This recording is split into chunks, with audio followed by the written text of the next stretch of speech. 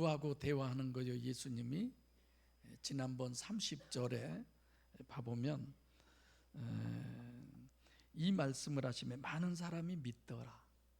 유대인들 중에서도 믿는 그 사람들과 지금 대화를 하고 계시는 겁니다. 그러니까 오직 성경, 오직 예수, 오직 믿음, 이런 사람들이다라고 생각하면 되고, 지난번에 얘기했던 것처럼 25절에서 30절 아주 순수한 믿음, 그리고 진실한 믿음의 사람들하고 지금 오늘 본문에서 대화를 하는 거예요. 어떻게 보면 예수님께서 늘 들을 귀 있는 자는 들을지어다, 귀 있는 자는 들을지어다, 마치 귀 있는 자들이죠. 에클레시아, 바로 교회입니다. 근데 교회가 가시적 교회가 있고 영적인 교회가 있어요. 그러니까 이 사람들은 주님의 교회의 교인들이다, 그렇게 보시면 되겠습니다. 그래서 요즘 교회 이름이 주님의 교회, 이런 교회 이름들이 있잖아요. 참 좋은 이름이죠. 그러니까 진실한 마음을 가지고 있고, 예수님이 어떤 말씀을 하시면 그 말씀을 그대로 어린아이처럼 다 믿는 그런 사람들. 그런데 오늘 본문을 보니까 그렇다고 해서 예수님의 충분한 제자가 되지 않는구나. 어떻게 해야 예수님의 충분한 제자가 돼요? 내 말에 고하라. 조건이 있잖아요. 그러니까 주님의 제자가 되기에 25절로 30절은 충분한 필요 조건이죠. 제가 구원의 필요 조건과 충분 조건을 얘기하잖아요. 그러면 구원에 있어서, 주님의 제자가 됨에 있어서 충분 조건은 오는 31절부터 36절까지입니다. 그렇죠? 그래서 우선 두 제자가 있어요. 하나는 참 제자가 되는 위한 필요 조건, 진실하고 정직하고 이거 절대로 필요해요.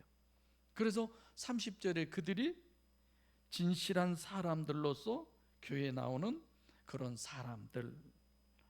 근데 참 제자다라고 하는 것은 진짜 제자가 되는 건 아니죠.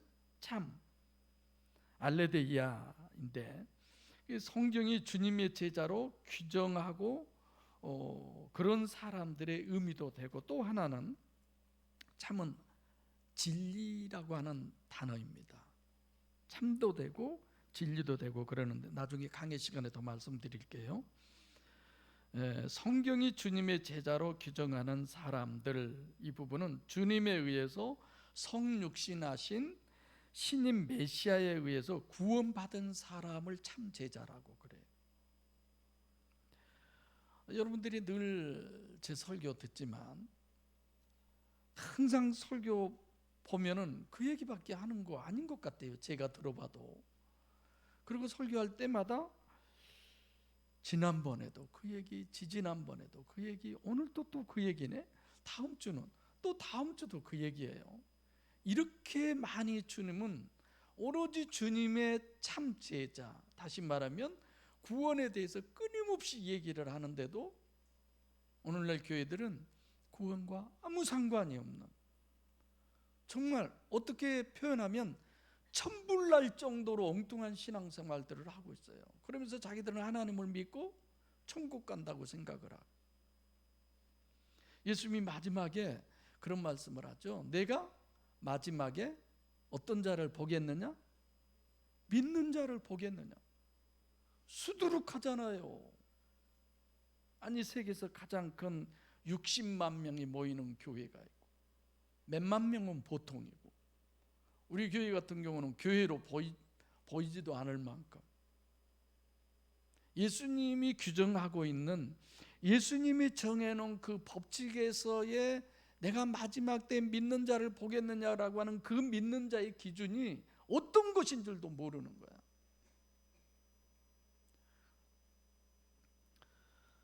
본문은 주님의 참 제자 알레데이아, 진짜 제자가 어떻게 하면 되겠느냐, 그것의 실제 내용이에요. 주님께서 내 말에 거하면 이렇게 얘기하죠. 아니, 주님의 말씀만 믿고 주님을 쫓는 사람들인데 그것 가지고는 안 된다.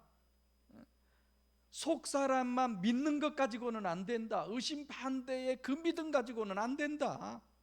뭘 얘기하느냐? 내 말에 거해야 된다라고 얘기하면서, 그럼 어떻게 해야 주님 말씀에 어떻게 해야 거할 수 있느냐, 이걸 얘기하는 겁니다. 어찌됐건 주님이 참 제자의 길은 딱 하나밖에 없어요. 내 말에 거해야 된다. 거하다, 매너. 어떻게 해야 거하는 겁니까? 어떻게 해야 주님의 말씀에 거하는 겁니까? 예수님이 내 말을 믿으라든지 내 말씀대로 내가 하는 말대로 행하라든지 그렇게 얘기하지 않았어요. 어떻게 해야 너희가 구원받느냐? 나를 믿어라, 뭐 내 말대로 행해라, 그런 얘기가 아니라 내 말에 거하라라고 그러잖아요. 35절에 종은 영원히 집에 거하지 못하되 아들은 거한다. 거한다고 하는 말은 직접적으로 해석하면 내 안에 거하라고 하는 말씀은 그 말씀이라는 집, 말씀이라고 하는 집 안에서 살아라. 그냥 우리가 쉽게 이해하면 그렇게 이해할 수 있습니다. 그 집 안에서 살아라. 영원한 집 속에서 사느냐 못 사느냐, 이 얘기를 하는 거예요. 말씀이라고 하는 그 집 안에서 사느냐 못 사느냐. 그러면서 그 안에서 살라라, 이런 말씀인데, 그럼 어떻게 하는 게 주님 말씀 안에서 사는 것이냐? 첫 번째로 성경, 로고스, 진리 믿어져야 되잖아요. 참 제자가 된다는 건 32절에 진리를 알지니 진리가 너희를 자유케 하리라. 이 말씀 안에 거하려면 첫째로 성경이 믿어져야 돼요. 할렐루야. 성경이 믿어지십니까? 아멘. 우리 교인들은 워낙 머리가 잘 회전이 빨라가지고 쉽게 아멘도 안 하시는 거예요. 아멘이 안 나온 그 신앙을 가슴 치면서 여러분 회개하셔야 돼요. 그냥 아멘 안 하고 넘어가는 그런 거 아니에요. 천국 못 가려면 몰라고 교회 다니세요. 진짜 다니지 마세요. 여러분들이 가만히 앉아서 도대체 몇 명이나 되는 교회가 저 따위로 목사님은 말하나, 배불러졌나 목사가? 그럴런지 모르지만 헛다리 잡고 평생 해봐야 결국은 지옥이에요.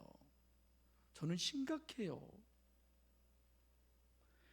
이 세상에 진리가 어디 있습니까? 진리가. 여러분 정말 진리가 있어요? 진리가 뭔 줄 알아야지. 성경 말씀이 진리라고 하는 말은 무슨 얘기냐? 축자영감설, 뭐 창세기 때 다 한 얘기죠.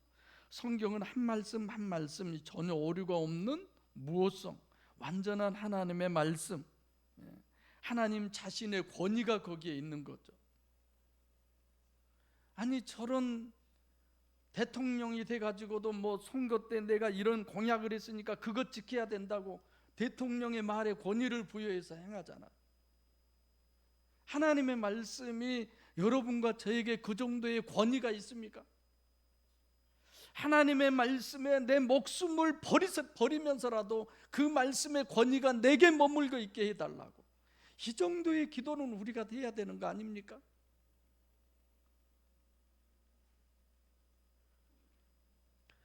하나님의 말씀이고 뭐고 내가 이 상황에서, 그전에 제가 그게 너무 충격이었어요. 구역 예배를 옛날에 다 드렸잖아요. 그 과정에 좀 어려움이 있어서 구역장이 이번에 뭐 집사님 집에서 구역 예배 드릴 시간인데 어떠세요? 지금 내가 이 판국에 구역 예배 드리게 생겼어요? 그리고 그 구역장이 이게 화를 내는 걸 보고 내가 너무 충격이었어요.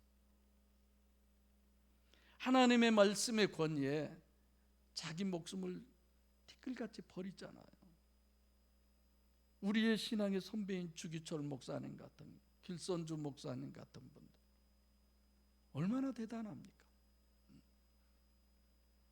우리는 하나님의 말씀을 믿는다라고 하면서 너무 하찮게 생각해 버리는 거예요. 하나님 그의 말씀에 내 아집이나 나의 자존심, 나의 고집의 권위가, 하나님의 권위는 따라올 수도 없을 만큼 크고 대단한 존재들이잖아요.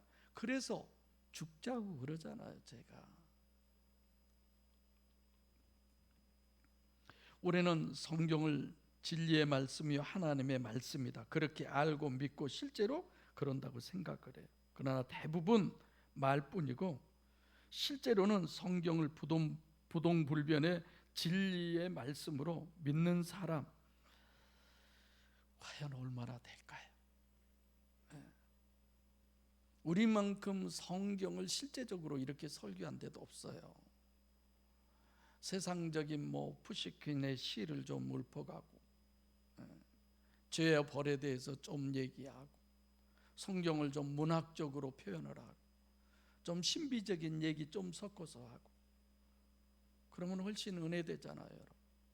재밌잖아요. 예를 들면 창세기 1장 1절에 태초에 하나님이 천지를 창조하셨느니라. 맨 처음에 지구부터 창조했구나. 그걸 얼마나 믿습니까? 우리가 어렸을 때부터 배웠던 빅뱅 이론 이런 것에 의해서 진화론을 오히려 더 믿고 있잖아요. 창세기 32장에 야곱이 하나님과 겨루어 씨름해서 이겼잖아요. 근데 이겼다고 합니까? 하나님이 져서 실제로 패했다고 그럽니까? 저주었다고 그러잖아요. 1.1획도 오류가 없는 하나님의 말씀이라고 하는 말은 우리가 하나님의 말씀을 믿어야 참 제자가 되는 부분인데 하나 더 알아야 되는 것은 하나님의 법칙이 성경의 법칙이 이게 진리예요. 여러분 우리가 성경을 통해서 늘 법칙이라는 걸 알아야 합니다. 예를 들면 창세기 1, 2, 3장을 제가 성경의 전체의 법칙이라고 그러잖아요. 오늘 본문과 오늘 2장 창세기는 똑같아요. 내가 가끔 설교나 어떤 다른 부분이 이렇게 똑같이 매치될 때 깜짝깜짝 놀래요. 오늘 창세기 2장은 청교인이 같이 해도 참 좋을 것 같아요. 자유지. 하나님이 우리에게 자유를 주셨어요. 그 자유가 어떤 자유냐?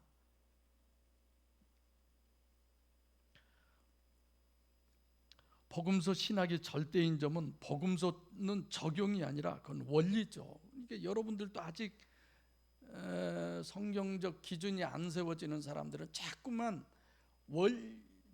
적용을 가져다가 원리에다가 갖다 적용을 붙이는 거예요. 근데 내 말은 원리가만 되면 적용은 아무것도 아닌데 원리는 알지도 못하고 적용만 얘기한 거예요. 적용은 수천만 가지예요. 사람마다 달라요.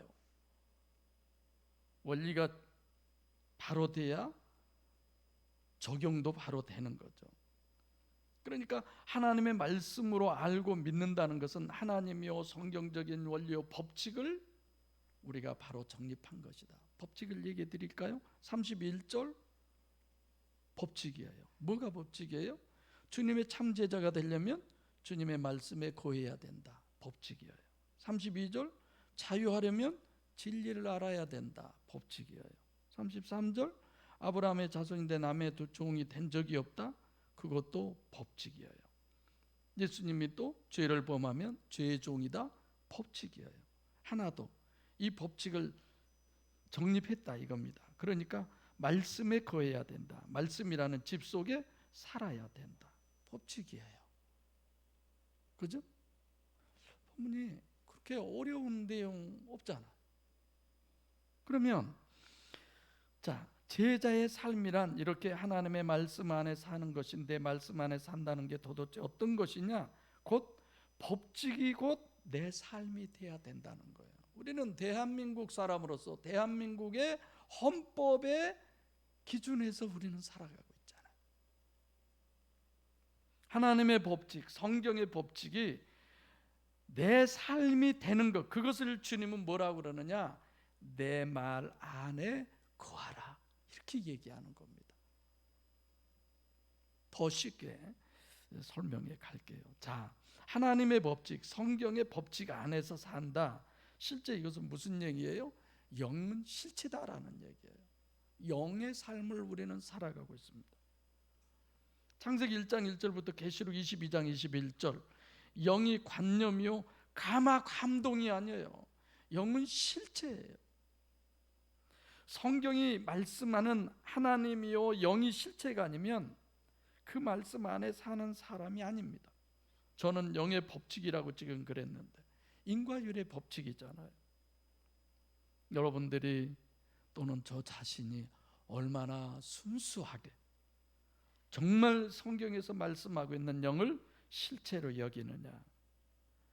말로는 다 실체라고 하면서 우리는 육이 더 실체고 보이는 것이 더 실체고 귀가 더 실체고,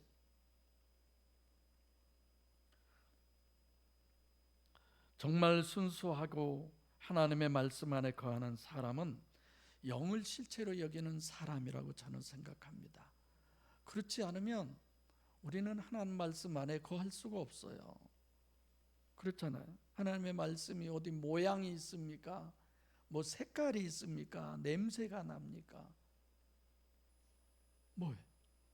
그걸 실체로 여기지 않으면, 내 영을 실체로 여기지 않으면 어떻게 그게 가능해요? 실체로 여기지 않는다는 말은 단어는 영을 쓰는데 나하고는 실제로는 아무 상관이 없는 거죠. 귀가 따갑게 영이 실체라고 말하고 듣고 실제로는 영하고는 아무 상관없는 육적 본능, 종교적 본능, 이런 것들이 지배하는, 그 지배를 받고 있는 사람들이 너무 많다 이겁니다. 주님은 진리를 알라고 그래요. 32절에 진리를 알라는 말은 진리를 모른다는 겁니다.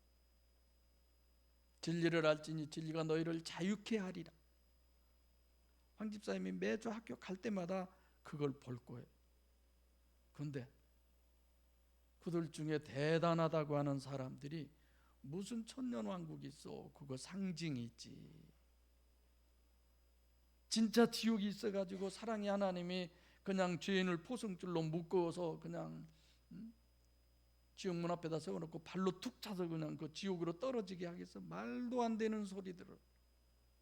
여러분이 그런 분들 앞에 서면 여러분 뭐라고 할 거예요?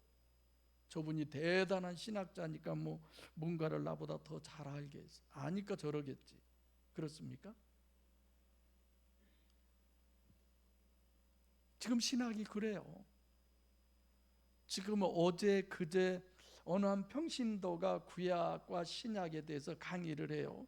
그 3번인가 보면 채널에 그 신학자 강의를 계속 듣거든요. 어제는 가시에 대해서 설명을 했어요.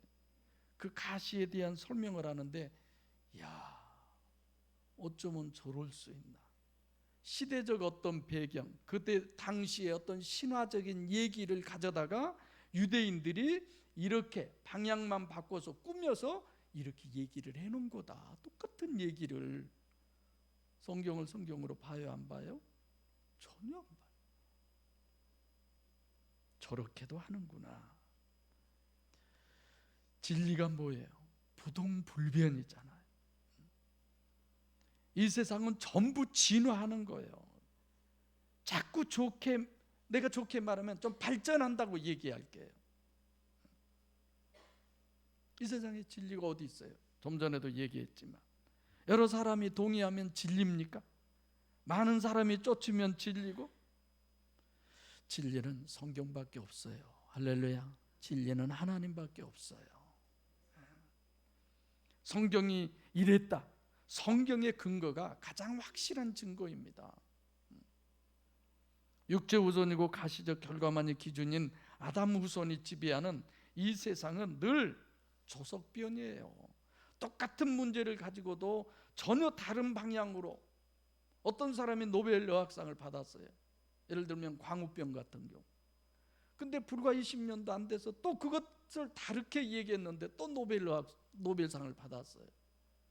진리입니까? 주님이 이 땅에 육신으로 와서 사역하신 내용이 뭘까? 공생애가 뭘까? 요한복음 18장 37절에 주님이 빌라도에게 나는 이 땅에 속한 사람이 아니다라고 얘기합니다. 내가 유대인의 왕은 맞지만 나는 이 땅에 속한 왕이 아니다. 그럼 너는 뭐냐? 나는 이 땅에 온 것이 진리를 증거하러 왔다. 주님의 이 땅에서의 공생에 사역하신 것을 보고서 우리도 예수님처럼 뭐 새벽 기도하고 병 고치고 뭐 박애주의를 그런 거 아니에요. 예수님 뭐하러 오셨어요? 진리를 증거하러 오셨다 그랬어요. 진리. 그래서 복음서가 절대인 거예요. 복음서에서 원리를, 진리를 정립하지 못하면 절대로 예수 바로 믿을 수 없습니다. 헛것 믿는 것. 주님이 진리를 알라. 기노스코로 얘기하잖아요. 설명 안 해도 여러분 더 잘 아시죠? 진리를 완벽하게 알아야 돼요. 그게 말씀 안에 거하는 거예요. 그 법칙이 나를 지배하는, 내가 그 법칙으로 사는, 그걸 위해서 주님이 이 땅에 오셔서 진리를 증거하시는 것입니다. 그 증거가 저와 여러분들을 인식하게 하고, 그 증거가 저와 여러분들을 변화되게 하고, 할렐루야, 그 증거가 저와 여러분들을 확실하게 하는 그 신앙 되시기 바랍니다. 진리를 알지니 진리를 알아야 그 진리가 너를 자유케 한다고 하잖아요. 하나님 말씀 안에 거하는 정도의 진리를 내가, 즉 기노스코를 알지 못하면 너는 자유자가 아니다, 이런 얘기를 하죠. 오늘 창세기 강의 때 자유에 대해서 좀 신랄하게, 아주 구체적으로 좀 얘기를 나눌 거고, 좀 여러분들이 꼭 들으셔야 돼요. 다 들으셔도 괜찮겠어요. 예를 들면 초등학생이 공부하면 너 왜 공부하냐? 엄마가 하라고 했어요. 그럴 수 있잖아요. 다음 주에는 준우 보기에 예쁘게 내가 추리를 하나 해줘야 쓰겠다. 저기다가 이쁘게 할 거예요. 그것만 보고 좋아하잖아요. 우리는 이걸 보고 좋아할 것이 아니라 주님의 성탄을 의미하는 그런 의미인데, 예수님 같으신 분이 누가 여기 한번 얼굴만 딱 갖다가 찍어서 여기다 걸어놓으면 좋겠어요. 여러분 들어보셨어요? 12 제자와 함께 있는 예수님의 그 사진, 그 그림 레오나르도 다빈치가 그렸나? 근데 처음에, 틀렸어도 이해하세요. 처음에 예수님 사진을 어떤 사람을 그림을 그릴까 하고 찾다가 그 사람을 그렸어요. 근데 가룟 유다를 그릴 사람이 없어서 이 화가가 한 5년 동안을 그 화가를 엄청 그 사람을, 대상자를 찾아다녔대요. 근데 감옥에서 이제 사형수로 얼마 안 있으면 죽을 사람, 그 사람이 너무 가룟 유다에게 딱 맞는 거야. 그래 그 사람을 그렸어요. 하루에 다 그렸겠어요. 며칠을 해서 다 그렸는데 그분이, 화가님 저 모르시겠습니까? 네, 저는 모르겠는데 자세히 나 좀 봐보십시오. 그래도 모르겠습니까? 모르겠다. 5년 전에 예수님을 대신해서 그린 그 사람이 바로 저입니다. 실제 그래요. 한 사람의 표정 그렇게 다르다는 거예요. 자유함이 있고 없고의 얘기, 의미를 모르고, 대학생이 공부한 의미를 알기 때문에, 원리와 법칙을 알기 때문에 일주일 밤을 새서 공부할 수도 있고, 아니면 한 학기 휴학할 수도 있고, 아니면 1년 다니다가 군대 갔다 와서 또 다닐 수도 있고. 왜 그래요? 아는 만큼 자유한 거잖아요. 법칙을 아는 만큼 자유하는 거죠. 자유가 절대임을 늘 강조하는 게 목양교회예요. 근데 그 자유를 잘 모르니까 자유와 방종을 구별을 못하는 분들이 있어요. 잘 여러분 생각하셔야 돼요. 그래서 본문에서 자유라고 하는 개념은 특별히 다른 사람 눈치에 끌려다니지 않는다는 의미예요. 남들의 눈치. 준비한 건 많은데 시간이 가니까 제가 또 바빠진. 우리는 진리가 나를 지배하는 게 아니라 많은 사람들이 동조한다 그러면 그게 나를 지배하게 돼버리는 거예요. 그 사람은 자유가 없는 겁니다. 다른 사람이 나를 어떻게 보느냐, 왜 거기에 그렇게 관심 가졌어요? 우리들은 그게 너무 많잖아요. 꼭두각시 노릇을 하는 거야. 남들에 의해서. 성경과 성경의 법칙을 얼마나 실제로 믿느냐, 그것이 실제로 내 것이 되느냐 이거예요.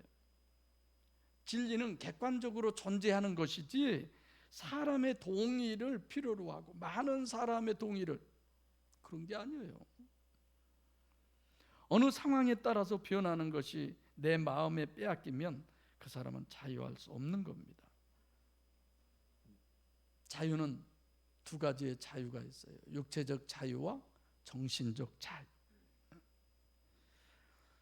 예를 들면 육체적 자유만 중요하게 여기는 게 일반적인데, 말은 다 정신적 자유가 중요하다고 하는데, 정신적 자유가 아니면 육체의 자유라고 하는 건 의미가 없어요. 안 그렇습니까? 내가 좀 설명을 할게요. 본문은 종이 문제예요. 종은 주인이 있잖아요. 주인에 의해서 자유가 없잖아요. 자유가 있는 사람이 더 주인이잖아요. 얼마만큼의 차이인지는 모르지만. 죄를 범하는 자마다 죄의 종이다. 죄를 범하는 자마다 왜 죄의 종이냐? 죄의식 때문에 자유를 누리지를 못하는 거예요. 인간은 누구나 하나님의 형상대로 지음을 받았기 때문에 누구에게든지 다 종교적 본능이 있습니다. 그래서 자범죄, 죄를 범하면 죄의 늘 종으로, 노예로 있는 거예요. 자유가 그만큼 없는 거죠. 근데 오늘 본문도 그렇게 보고 번역을 해놨는데 이건 좀 문제가 있어요. 34절에 보면 31절로 36절 사이에 가장 강조하는 게 34절이에요. 왜냐? 아멘, 아멘. 이건 예수님이 진짜 이렇게 말하는 거예요. 내가 진짜로 말한다, 뭐 이런 얘기예요. 근데 이것도 보면, 아니 왜 34절에다가 예수님은 34절이죠? 여기다 강조를 하지? 오히려 진리가 너희를 자유케 하리다, 여기다가 진짜를 더 강조해야 되지 않나? 이런 생각이 되는데, 아멘 아멘 하면서 죄를 범하는 자마다, 그러니까 부정적인 걸로 긍정적인 걸 지금 우리에게 설명을 하시는 거예요. 이렇게 죄의식 때문에 자유를 잃었다는 말이 전혀 아니에요. 우리가 본문 보면 그렇게 이해하기 쉽게 번역이 돼 있잖아요. 하마르티아가 2번 기록되어 있는데 2번 다 복수가 아니라 이건 단수예요. 우리가 죄를 한 번만 짓습니까? 눈 뜨고 보는 것이 죄고, 입을 열어 말하는 것이 죄고, 귀로 듣는 것이 다 죄고, 이런 거 아니에요? 이게 단수예요. 뭐예요? 자범죄가 아니다라는 것. 원죄를 얘기하는 거죠. 원죄. 그래서 본문을 바로 해석하는 데 있어서는 첫째 34절에 하마르티아는 2번 다 단수예요. 복수가 아니에요. 이게 본문의 번역에 문제가 있는데, 죄를 범하는 자마다 죄의 종이다, 그 얘기가 아니라 본문이 하는 얘기는 자기가 행하고 있는 게 그냥 죄다, 그런 얘기예요. 그러니까 죄를 범한 사람이 포함된 게 아니라 모든 사람이 죄다. 모든 사람은 죄로 살고 있다. 왜냐하면 죄의 종이니까, 이런 얘기예요. 모든 사람은 정신적으로 행하고 있는 삶 자체가 뭐다? 그게 죄다. 종이라는 말 자체가 전혀 다른 말이 되는 거죠. 그래서 원죄는 자기는 전혀 죄 자체를 의식하지도 못하고 살아가고 있는 거예요. 그래서 본문에 말하는 죄는 로마서 7장 15절 24절에 그거는 곧 마귀예요. 내 속에 거하는 죄니라. 사도 바울이 그렇게 얘기하잖아요. 그래서 본문에서 말씀하시는 것은 네가 죄의 종이다, 그 말은 마귀의 종이다라는 얘기지, 영적으로 그러잖아요. 마귀의 종이라는 얘기지. 자범죄를 지었기 때문에, 죄의식 때문에 네가 자유하지 못하고 자꾸만 죄의식에 의해서 살아간다, 그런 얘기가 기다 아니다? 아니다라는 얘기야. 그런 얘기가 아니다라는. 그래서 항상 우리가 염두에 두셔야 될 것은 로마서 3장 10절 12절 의인은 없나니 하나도 없다, 선을 행하는 자도 없다, 하나님을 찾는 자도 없다. 성경은 그렇게 정의를 했는데, 그런 사람들에게 맨날 교회에서 선하게 살아라, 의롭게 살아라, 죄 지은 거 회개해라. 그래서 일주일 내내 죄 짓고 주일날 와서 회개하고 돌아가면 그 모든 죄가 다 예수의 보혈의 피로 사함받고 그런 겁니까? 너무 엉뚱한 성경하고 말도 안 되는 그런 얘기를 교회에서 하고 있어요. 안 되잖아요. 그 사람은 하나님을 찾을 수가 없는 사람이죠. 죄의 종이라고 하는 것은 마귀의 종이기 때문에 초월적 마귀의 지배를 받고, 그래서 너희의 삶이라는 것은 곧 마귀의 삶이다. 죄 자체다. 네가 죄를 자범죄를 져서 죄의식 때문에 자유를 상실한 존재가 나는 그런 얘기가 아니다. 이렇게 얘기하는 거예요. 그리고 34절에 그렇게 한 다음에 35절에는 뭐예요? 이제 34절에 죄론을 얘기하고 35절에는 구원론을 얘기하는 거예요. 종은 집에 거하지 못하되 영원한 집에 거하지 못한다는 거예요. 그런데 누구는 거예요? 아들은 거한다는 거예요. 유일신 구원론. 영원한 집이라는 게 어떤 것이 영원한 집이에요? 고린도서 4장 18절 보이는 것은 잠깐이요 보이지 않는 것은 영원함이로다. 천국을 얘기하는 거죠. 율신 구원은 천국에서 내가 사는 거예요. 매너 그 안에서. 잠깐이 아니에요. 영원히. 어떻게 하면 천국에서 구원을 받을 수 있느냐? 영원한 집에 종은 거하지 못하되 누구예요? 아들. 아들 외에는 천국에서 살 수 없다 이거예요. 거하지 못한다. 유일한 그런 길은 그러면 뭐가 돼야 돼요? 아들이 되는 거예요. 아들이. 그럼 어떻게 해서 하나님의 자녀가 되느냐? 영원한 집에는 아들 외에는 거할 수 없다고 그랬는데, 그러면 내가 천국 구원을 받으려면 내가 아들이 돼야죠.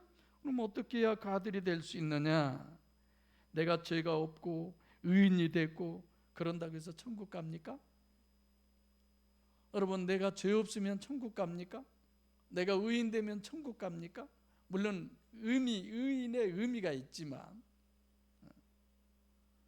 연복음 1장 12절 영접하는 자 곧 그 이름을 믿는 자들에게 하나님의 자녀가 되는 권세를 주셨으니, 할렐루야. 주 예수를 믿으라 그러면 너와 내 집이 구원을 얻으리니.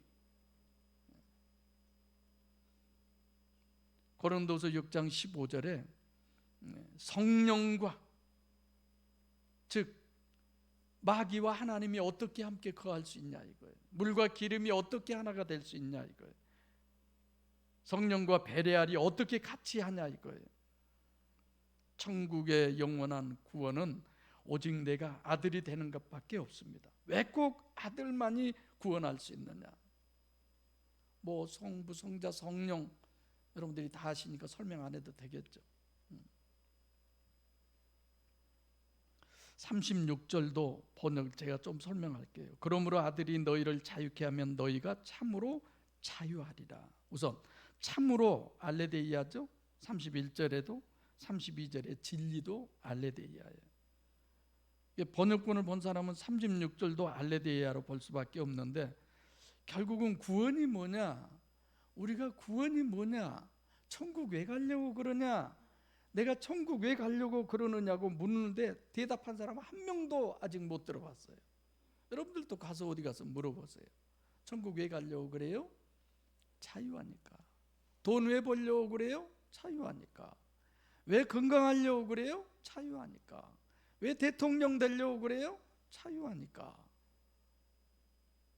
모든 생명의 본질적인 목적은 자유에 있어요. 절에 다니신 분에게 제가 우리 교회에서는 죽으면 천국 갑니다. 절에서는 죽으면 어디 갑니까? 극락 간다고. 극락이 천국과 같은 개념이죠. 그렇다고. 왜 가세요? 그냥 가죠. 그걸 왜 가냐고 물어보세요. 물어본 내가 이상한 거야. 그렇습니까? 자, 참으로라고 한 그 단어는 이런 거예요.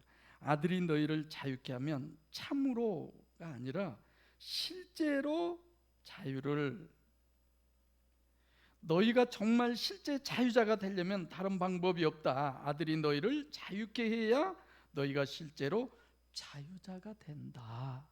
그 얘기예요. 두 번째로는 아들이에요. 아들이 자유케 해야지 아버지가 자유케 하는 게 아니에요. 지금 예레미야서 31장 34절에 내가 너희 죄를 사하고 다시는 기억하지 않겠다. 그러니까 자범죄의 문제라고 그런다면 하나님이 그냥 이렇게 죄 사해 줘 버리면 돼요. 그냥 요즘 뭐 1월 1일 신정 때 뭐 MBC 같은 뭐 이런 분들 지금 사면하죠? 대통령이 그냥 나가게 하면 나가는 거예요.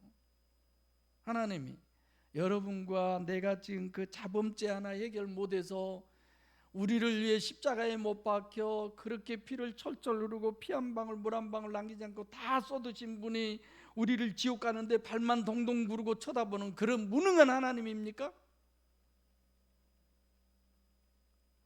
아니 좀 의심 좀 해보세요. 성경 보면서.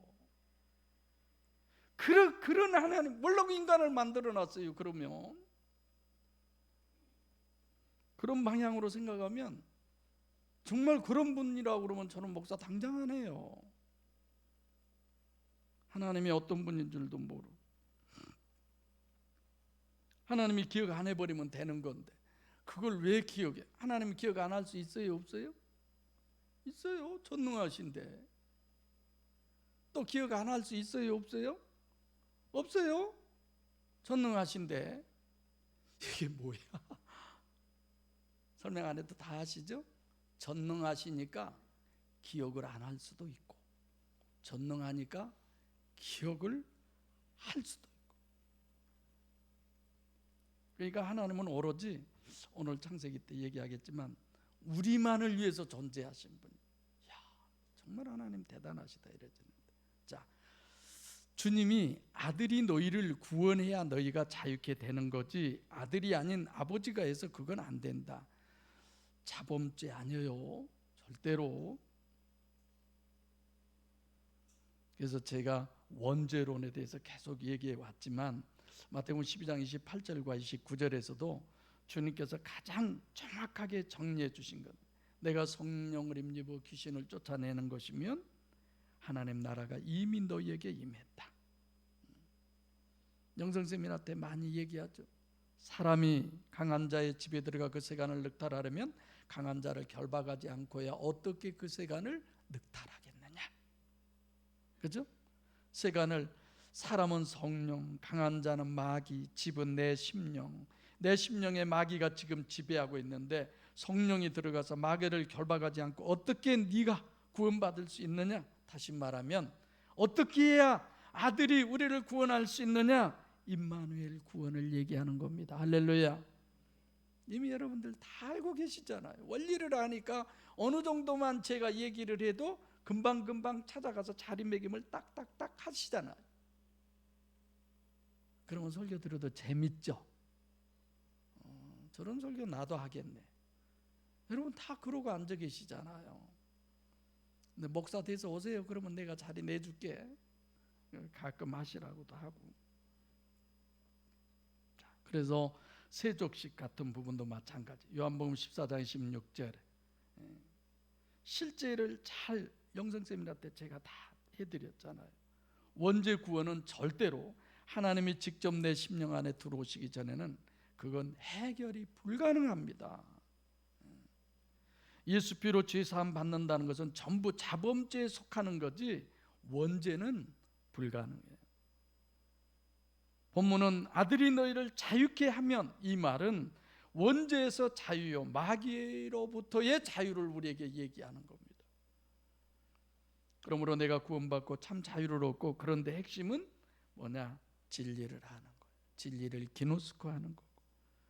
육신의 삶이라고 하는 것은 하나님도 한 번밖에 살지 못했잖아요. 우리가 두 번 살 수 없잖아요. 요즘 자꾸 그 TV에 실보 뭐 이런저런 부분을 보면서 금방 나도 저렇게 늙을 텐데, 금방 나도 저 때가 될 텐데 어떻게 해야 되지? 이번에는 치매 노인들 그런 부분을 보면서 내가 만약에 치매가 되면 어떻게 하지?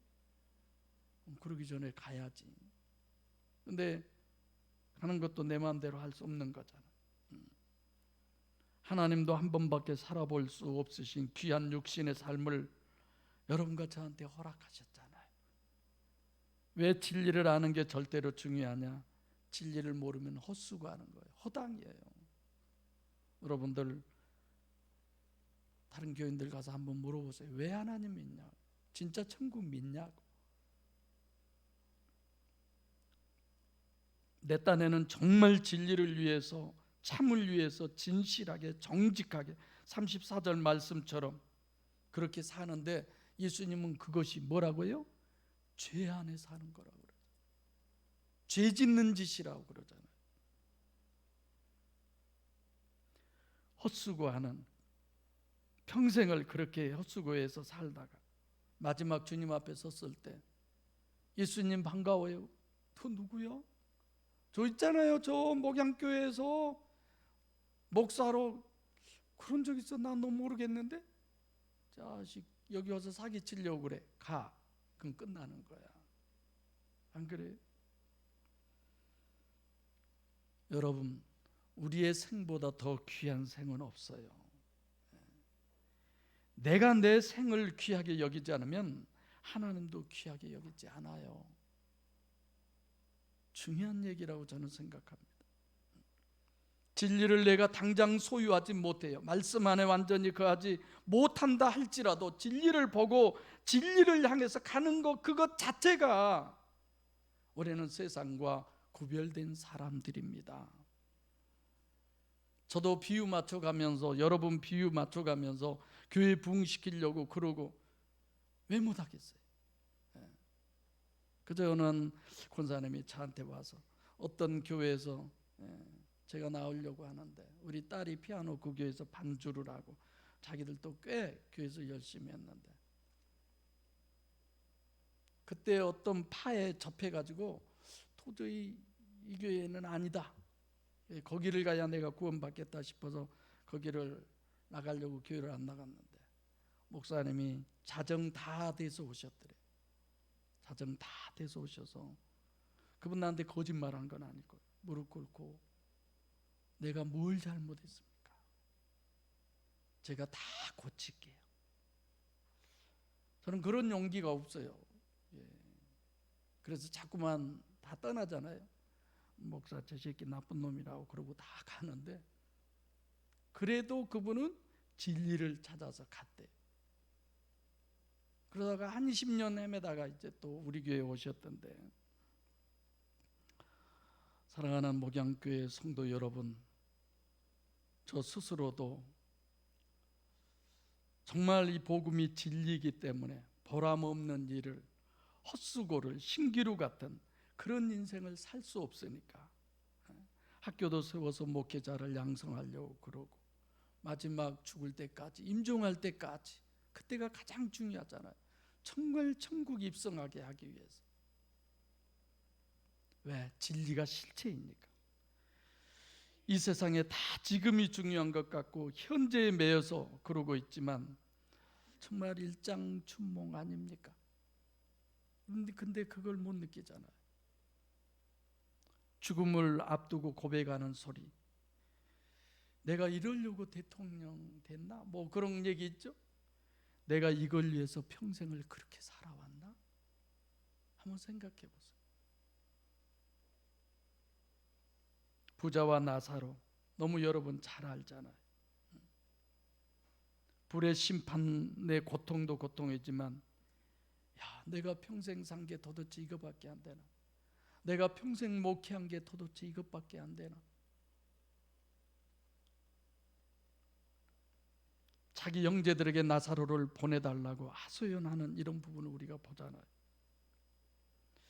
목양교회 성도 여러분, 어떤 인생을 사시겠습니까? 정말 진리를 우리는 알아야 합니다. 정말 하나님 말씀 안에 거해야 됩니다. 내가 비록 육적으로 영적으로 능력이 지금은 없다 할지라도 아무도 감당할 수 없는, 세상이 감당할 수 없는 가장 강자로 우리는 이 진리를 바로할 때 이 땅에서 살 수 있습니다. 가장 자신 있게 내 죽음을 영접하고 내 죽음을 환영하고 내 죽음을 기뻐하고 천국에 갈 수 있는 그 사람, 어떤 사람이냐? 진리를 알지니 진리가 너희를 자유케 하리라. 기도하겠습니다. 살아계신 아버지 하나님, 감사합니다. 더 이상 주저할 수 없는 진리의 길을 저희들에게 오늘 또 주님은 제시하셨습니다. 아직도 마귀의 손아귀에서 벗어나지 못하고 있는 저희들에게 더욱더 긍휼히 여김을 주시고 능력으로 함께 해주셔서 진리를 알게 하옵시고 진리로 자유케 하셔서 하나님 말씀에 관한 하나님의 아들들이 다 되게 하여 주옵소서. 예수님의 이름으로 기도하옵나이다.